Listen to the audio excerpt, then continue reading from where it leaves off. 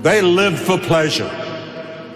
In Job 20, the 5th chapter, it says, the joy-making of the wicked is short, and the joy of the hypocrite but a moment. You only have a moment to enjoy it.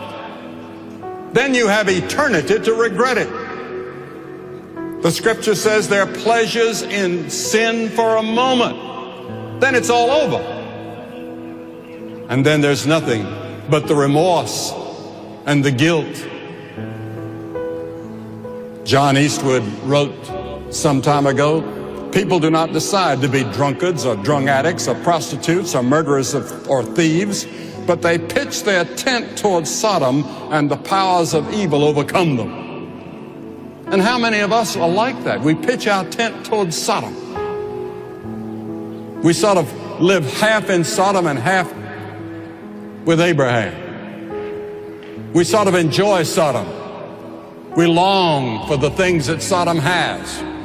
We'd like to have the fun and the pleasure we imagine that they're having.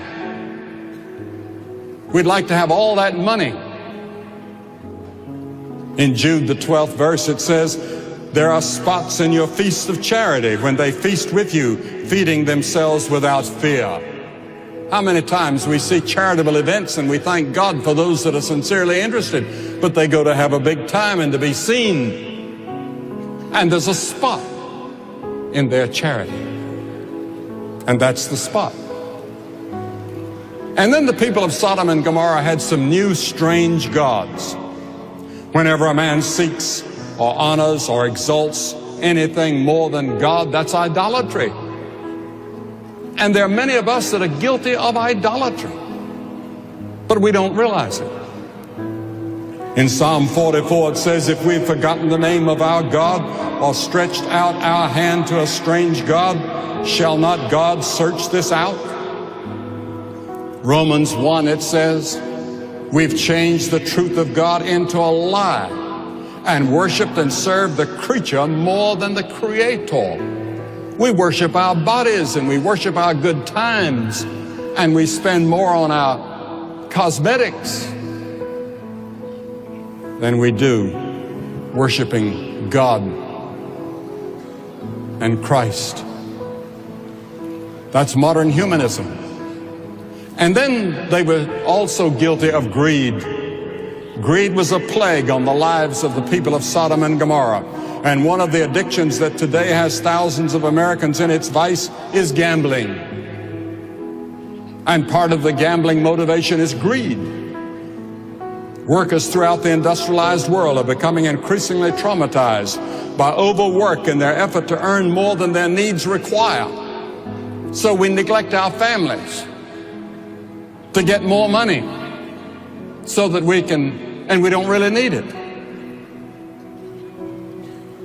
God has promised to supply all of our needs, but He's never promised to supply all of our greeds. And then, in the sins of Sodom and Gomorrah, so bad that God gave them up. In Romans 1, it says that God just gave them up 3 times. He said He gave them up. Has God given you up? No, the very fact you're here today shows that God has not given you up. God is still speaking to you. There's still a chance for you to come to Christ.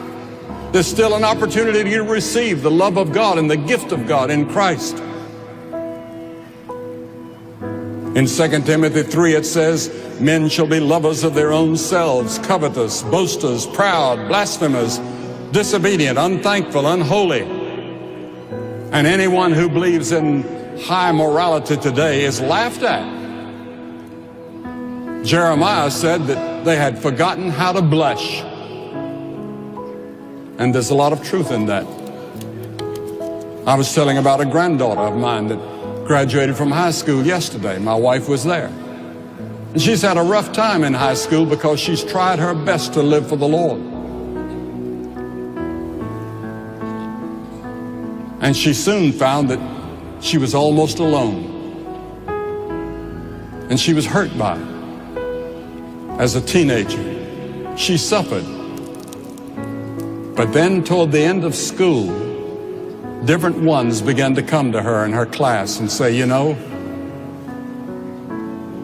We've been wrong in our attitude toward you. We've watched you, and you've been faithful to your beliefs.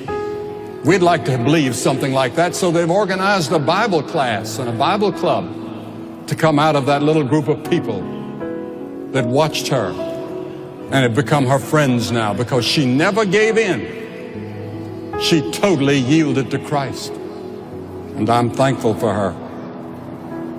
Now, God warned Sodom. He sent some angels to Abraham to tell Abraham what he was going to do. He was going to destroy Sodom and Gomorrah with fire and brimstone. And Abraham said, wait a minute, Lord. If I would find some real believers in Sodom, if I found 50 righteous men, would you spare it? And God said yes. He couldn't find 50. So he said to the Lord, all right, Lord, what about if I found 40?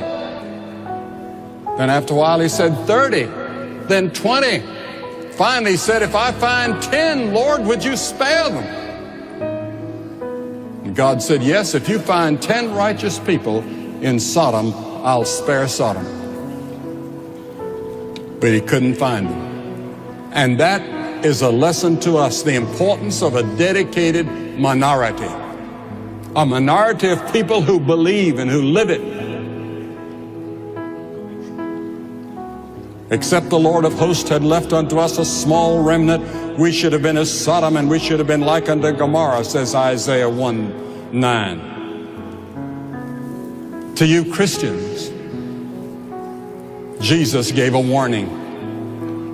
He said, remember Lot's wife? The angels told you not to look back.